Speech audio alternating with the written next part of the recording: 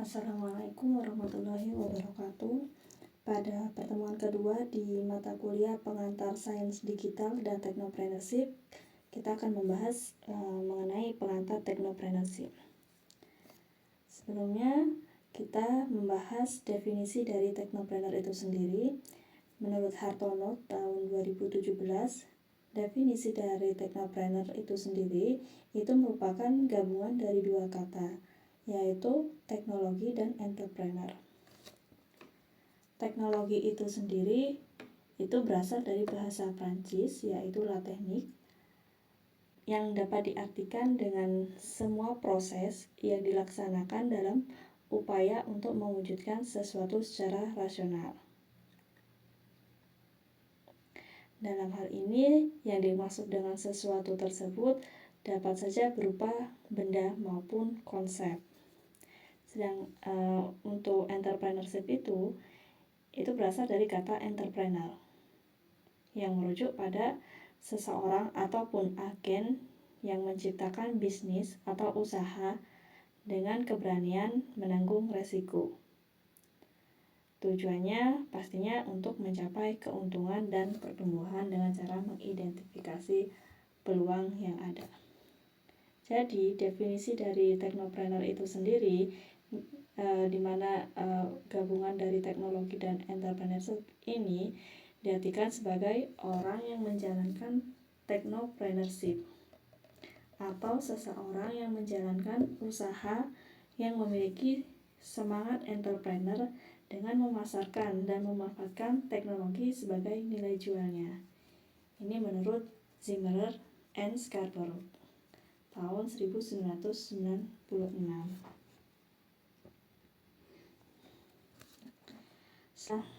Baik, selanjutnya mengenai sejarah teknopreneurship. Di sejarah teknopreneurship ini ada 4 bagian. Yang pertama di era revolusi industri. Di era revolusi industri ini pada abad ke-18, 18 dan 19 banyak teknopreneur awal yang menggunakan mesin dan teknologi barunya untuk mengembangkan bisnis dalam sektor seperti tekstil, pertambangan maupun juga transportasi. Ini termasuk juga seorang teknopreneur yaitu James Watt yang mengembangkan mesin uapnya pada abad ke-18. Nah, kemudian selanjutnya ada era teknologi informasi. Di era ini kemajuan dalam teknologi komputer dan komunikasi ini semakin pesat pada abad ke-20. Ya, di mana membuka peluang baru untuk teknopreneur. Perusahaan-perusahaan di era teknologi ini yang berkembang pesat itu seperti Apple, Microsoft maupun juga IBM yang didirikan pada periode ini, di mana menggabungkan keahlian teknologinya dengan visi kewirausahaan. Selanjutnya itu di era internet pada akhir tahun 1990 ledakan.com ini terjadi ketika banyak perusahaan internet baru itu didirikan.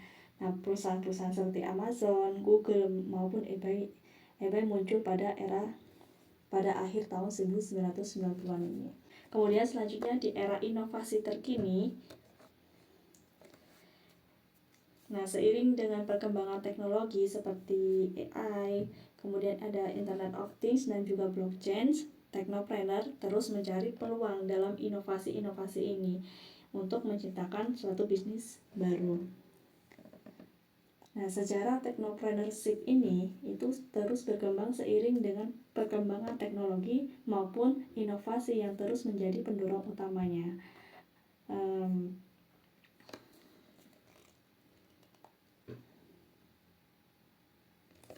Selanjutnya, di sini ada perbedaan antara entrepreneurship dengan teknopreneur. Di sini ada pelaku usaha kecil, entrepreneur tradisional, dan juga ada teknopreneur. Aspek yang menjadi pembeda adalah motivasi. kepemilikan, gaya manajerial, kepemimpinan, tenaga kerja, R&D, dan juga inovasi. Kita akan bahas satu-satunya mulai dari aspek motivasi. Motivasi itu sendiri dalam kewirausahaan ini merujuk pada alasan dibalik memulai dan menjalankan bisnis. Nah, untuk pelaku usaha kecil ini motivasi utamanya pastinya menciptakan sumber penghasilan yang stabil, mempertahankan bisnis kecil, dan juga menyediakan layanan kepada komunitas lokal. Sedangkan entrepreneur tradisional, motivasi utamanya itu pastinya mencapai pertumbuhan bisnis yang signifikan, kemudian memanfaatkan peluang pasar yang besar, dan juga mencapai kesuksesan finansial yang tinggi. Sedangkan dari sisi teknopreneur, motivasi dari teknopreneur itu sendiri itu pastinya mengembangkan dan memasarkan inovasi teknologi. Selanjutnya dari hal kepemilikan, dari aspek kepemilikan ini merujuk pada siapa yang memiliki bisnis atau saham di dalamnya. Kalau dilihat dari pelaku usaha kecil, biasanya dimiliki dan dioperasikan oleh individu ataupun keluarga. Biasanya pemilik seringkali menjadi manajer utama di dalam bisnis pelaku usaha kecil ini. Sedangkan entrepreneur tradisional ini dimiliki oleh individu ataupun keluarga ataupun kelompok investor. Kalau di sisi entrepreneur tradisional, pemilik itu tidak selalu menjadi manajer utamanya. Berbeda dengan halnya di teknopreneur, ini sama halnya dengan entrepreneur tradisional. Akan tetapi di dalam teknopreneur ini sering melibatkan pendirinya dalam pemahaman tekniknya, teknik penciptaan produknya. Kemudian dari sisi gaya manajerial ini mengacu pada pendekatan yang digunakan oleh pemilik ataupun manajer dalam mengelola operasi bisnisnya. Dilihat dari pelaku usaha kecil, ini cenderung menerapkan pendekatan manajemen yang sederhana dan terlibat langsung dalam operasional sehari-harinya. Sedangkan entrepreneur tradisional ini lebih fokus pada manajemen yang strategis dan bisa mengembangkan tim manajemen yang kuat.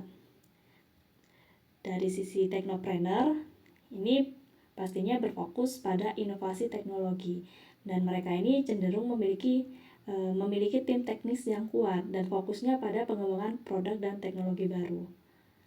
Kemudian selanjutnya dari aspek kepemimpinan itu sendiri itu kemampuan untuk memotivasi maupun mempengaruhi orang-orang yang ada di dalam organisasi. Dari sisi pelaku usaha kecil, kepemimpinan ini sering bersifat demokratis atau bersifat otoriter, yang dimana yang tergantung pada gaya pemiliknya.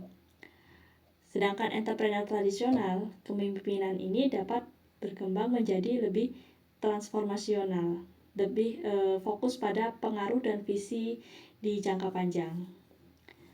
Untuk teknopreneur itu sendiri terkadang menjadi pemimpin yang visioner, berfokus pada pengembangan teknologinya dan pengaruh pada industrinya. Selanjutnya dari aspek tenaga kerja itu sendiri itu adalah seorang karyawan atau anggota tim yang bekerja di dalam bisnis tersebut. Nah, kalau pelaku usaha kecil biasanya memiliki tim yang relatif kecil dan dekat dengan pemiliknya. Sedangkan entrepreneur tradisional itu dapat memiliki tenaga kerja yang lebih besar dari pelaku usaha kecil, termasuk tim manajemen yang beragam.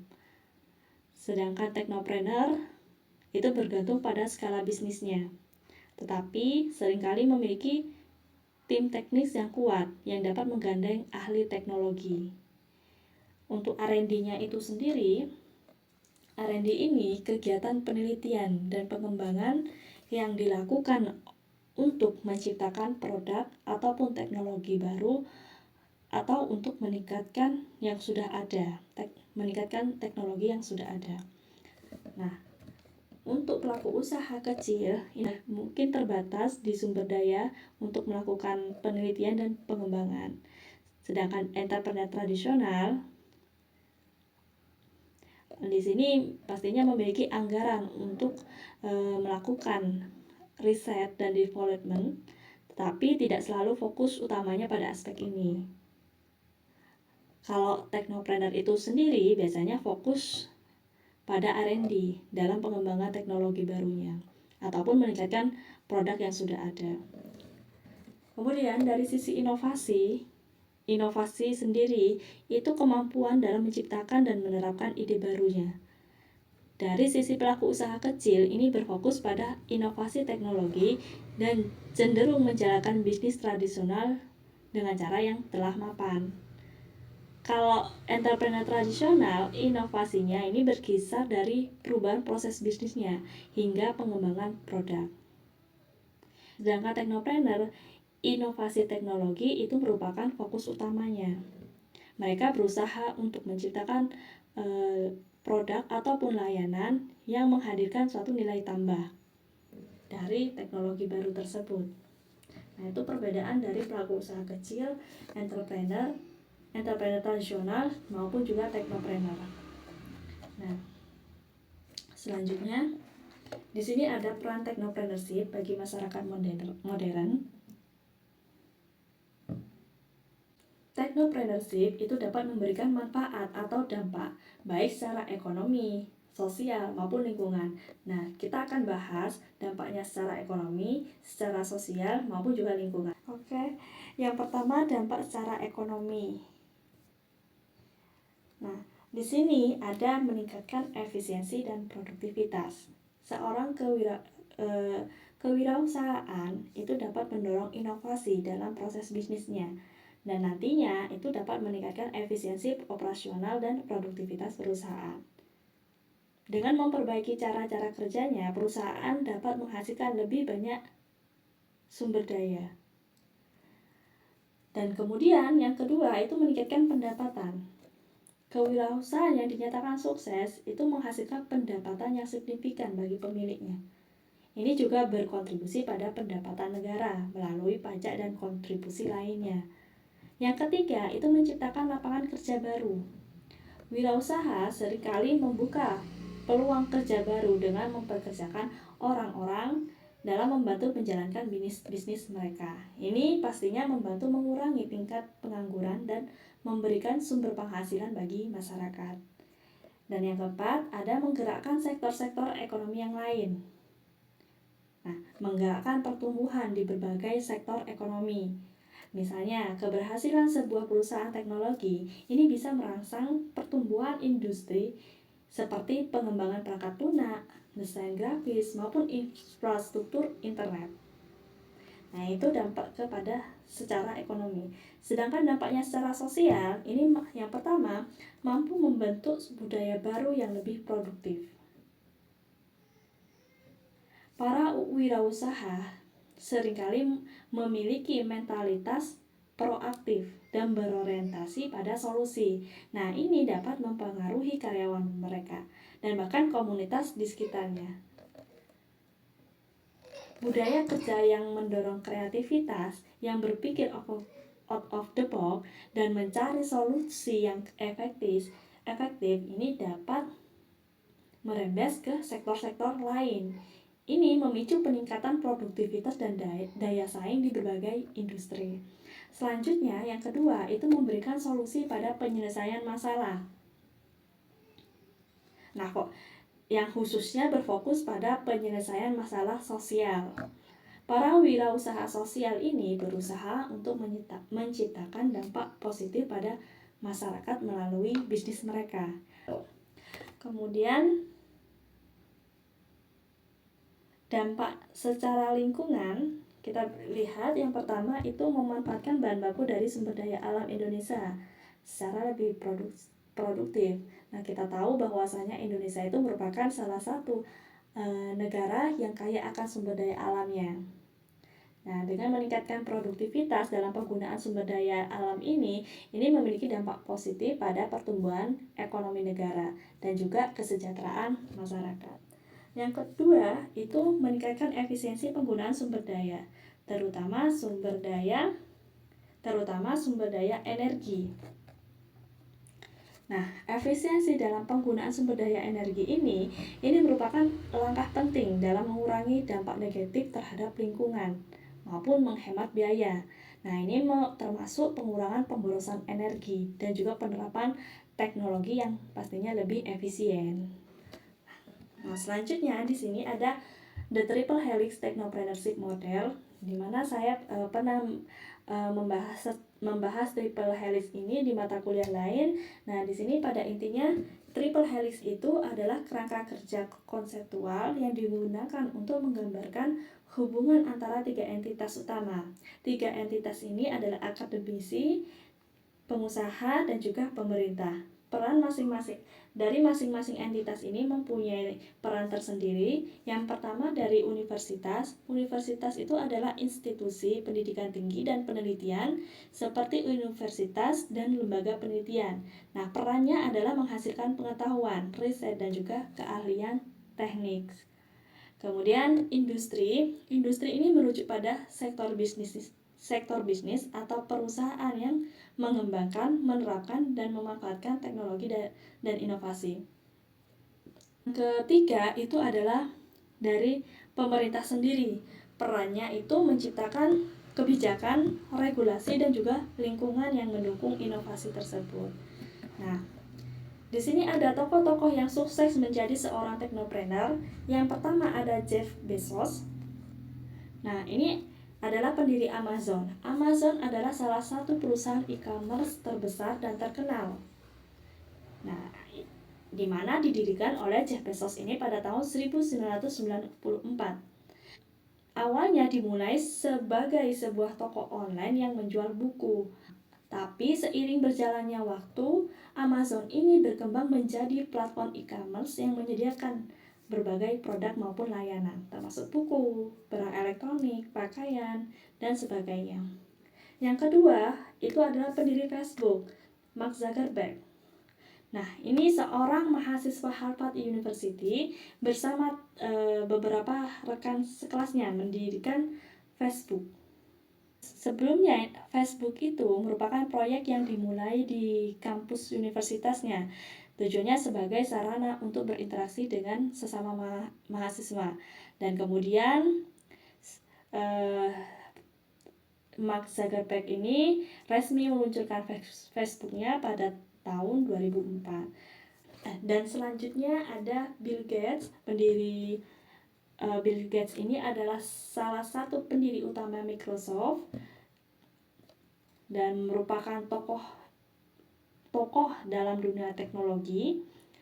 Nah, dia itu mengembangkan dan memasarkan sistem operasi Microsoft yang menjadi salah satu produk perangkat lunak yang paling sukses dalam sejarah. Nah, selanjutnya ada Steve Jobs.